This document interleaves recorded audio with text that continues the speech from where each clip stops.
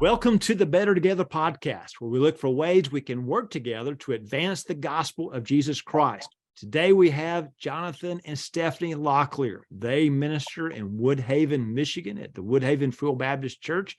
And it's so good to have you two here with us today to talk about ministering to others. How are you doing today? Doing great. Thank you for having us. Yeah, we're thrilled about the subject matter today, Dr. Moody. Well, we appreciate you all. And I know you took the Know Your Community report a couple of weeks ago. Give us a little sense of what you learned about your church and your community from that particular report. The reports are great. I can't recommend them highly enough. They were so encouraging to find that people in our community, they're reachable. Mm-hmm. You know, as I read the report, I thought, I know these people. I have these same interests. I have these same concerns. I'm going to these same places. So it was just really encouraging to say, these are my people. These are reachable people. They were common sense, blue collar people that I thought, man, I can identify, and our church has a lot to offer them. So that was very encouraging as well.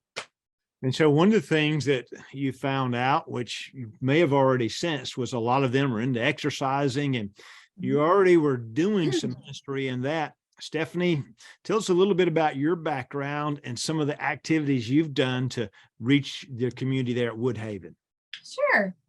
So this age demographic, they're called the comfortable empty nesters. It's the ones that have their children are grown, they're out of the house, and they finally have a little bit of financial stability to, fund some of those hobbies. And so I started when I came here. I'm from North Carolina, and then I moved to Nashville and went to college there. And I came here as John's plus one, which is not a bad thing unless you don't have anything of your own. Right. And so I joined Trenton Athletic Club, and there was a lot of comfortable empty nesters there.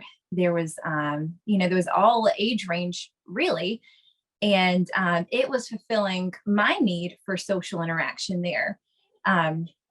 So I started working out there, and I made fast friends and great friends. And I realized that even though the ladies I was working out with some of them were 70, some were in their 30s with several kids. And as a 22-year-old with no kids, just married, that we were forming these really special, unique bonds, because in these fitness classes, we were all pushing ourselves a little bit farther out of our comfort zone than they would have on our own. And so in that challenge and in the struggle, we were forming some really special bonds there. And so during the pandemic, Trenton Athletic Club closed its doors. And after 40 years, it was like a dear friend of mine had passed away. And I grieved the loss of that interaction. And everybody in the community felt the same way. Yeah. It was more than just athletic club. It was community. Absolutely. That they had lost. You know, there's widows and widowers there that their only thing that they would do, they would take a few fitness classes, they'd sit around and drink coffee. And, it was so much more than just, physical exercise. That was church to a lot of the community. Yeah. So it's got a lot of social connection as well as helping them physically. Yeah. Right. So I'd started teaching there after I was taking classes. When I was expecting my oldest, I started teaching classes there. So it's almost 10 years ago. And I went from teaching about 10 advanced classes a day to when I was expecting my second one. I had hyperemesis really bad. I was hooked up to a PICC line. I was bedridden for over 4 months. And so after I had him, they'd already closed Trenton Athletic Club. I started working out at home by myself. And I went from teaching, 10 advanced classes to doing the modifications of the modifier at home. And it was a really humbling experience. It was a really helpful experience because then I desired to reach everyone. I wanted to teach a fitness class that someone who had never worked out a day in their life could come in and work out next to someone that had been working out for a decade nonstop. And so the opportunity arose where I thought, okay, let's bring Trenton Athletic Club to church. Yeah. That was great. So we started Saturday morning class because the really unique thing about this age demographic is that they want social interaction and not just social media interaction. They desire to be connected in person.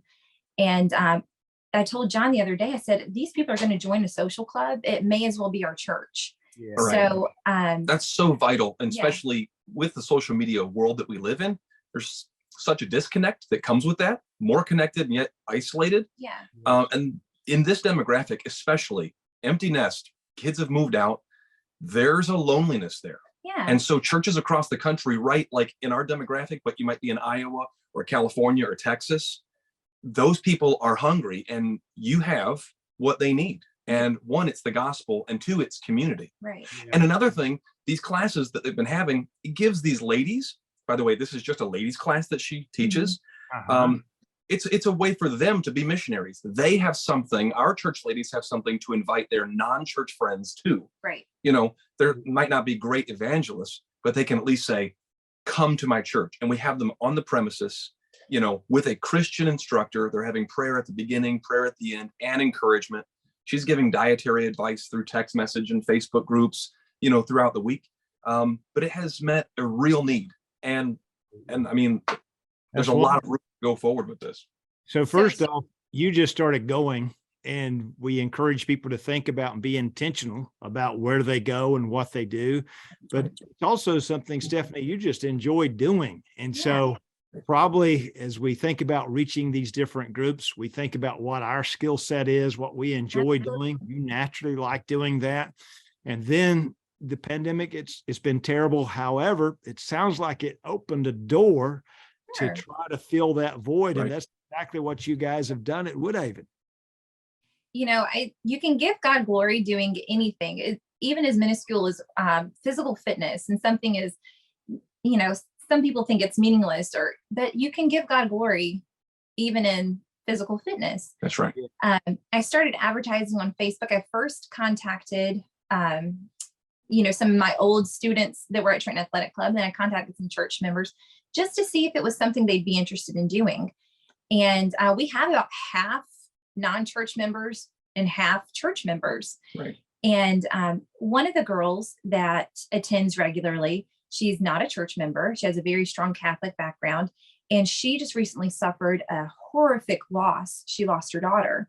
And almost all of the church members that go to the Saturday morning class attended the visitation and the funeral. Right. And, you know, they're able to come up alongside just like the same unique bond that we form at Trenton Athletic Club. It's now in our church. And some of the ladies that, you know, had never stepped foot in a real Baptist church or any kind of church before are regular attenders.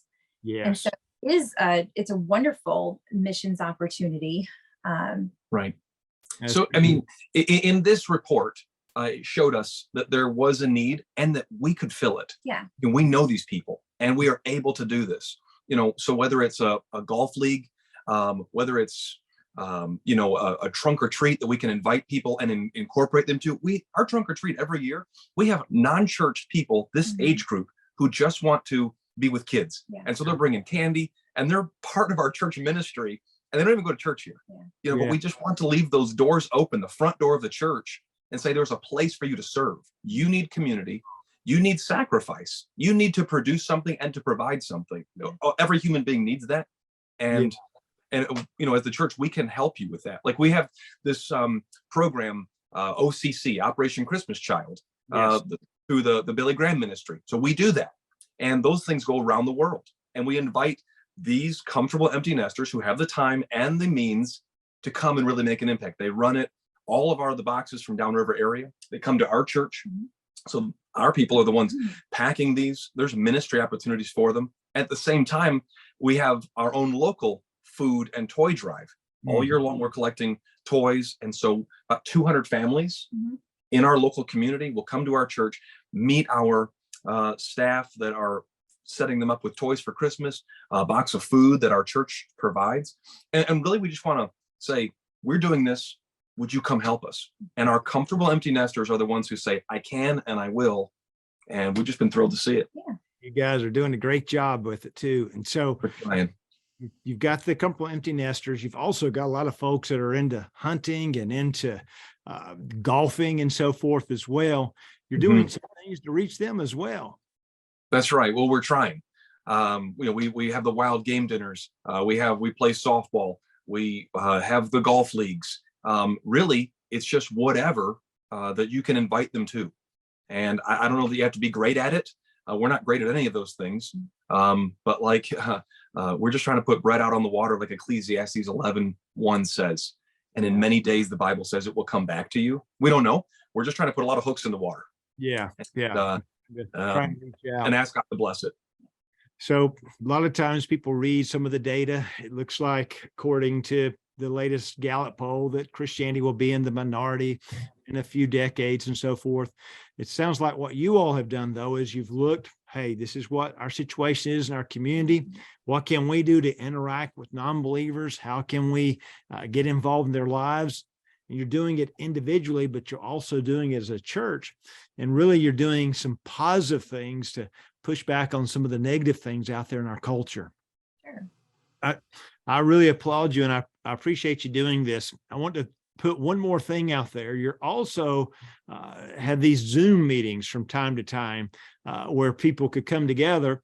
And so I guess we should invite folks to that as well, because that's a way for them to talk about what they've done to reach people in their community, and from us kind of to learn from each other, iron sharpening an iron. Right. Yeah, it's really incredible that we can do that now. And like, I just want to start off by saying, I don't have anything down pat. I'm an expert in zero things. But I can, but I can say, we're trying this. This was unsuccessful. This has been very successful. We didn't think it would be, but lo and behold, we've been surprised. For example, I do not care for Halloween, the whole thing, the scariness, the death. Our downriver community loves it. So we're very invested in there, and we're seeing fruit. We've got great church members now over the last several years who said, we're going to go to this thing at this church. Well, they got the kids, and here they come, and they've not missed a Sunday in years. Yeah. Who would have thought? Yeah. But there's people, there's churches around the country, and there's pastors and lay people who are struggling, saying, how do I reach the people that are right across the street? Well, there's probably a church in Indiana in a neighborhood like yours. Well, they might be doing something that you could say, let's try that. I never thought of that before. Yeah. And people like free things. They like their kids. They do. And I think it's important to know every church has got these two doors that I think of in terms of the front door and the back door. The front door, we're inviting people in. Come to our event. We've got something for you. And then the back door, we want to keep that closed. And so we've got our comfortable empty nesters in our church. We want to put them to work and meet their needs so that they stay, so that they feel fulfilled, that we could minister to them, those that are in the church and those that are outside the church. And like I said, we don't know what we're doing, but we're just trying to serve the Lord, and we're asking God to bless it. Yeah, we're all trying to work together to do the best we can. And I think the Lord takes it and blesses it. Well, hey, I applaud you, and I really appreciate what you're doing. And I appreciate you taking the time to share this with our audience. And maybe you're listening in today and you're like, well, how can I learn more about Know Your Community? Email us at questions@nafwb.org. You could take the Know Your Community report, and we'll meet with you and talk about what the results say. And maybe you're interested, you've got comfortable empty nesters in your community. We can get you involved with Jonathan and Stephanie, and you can share ideas with one another, because truly, when we work together, we truly are better together.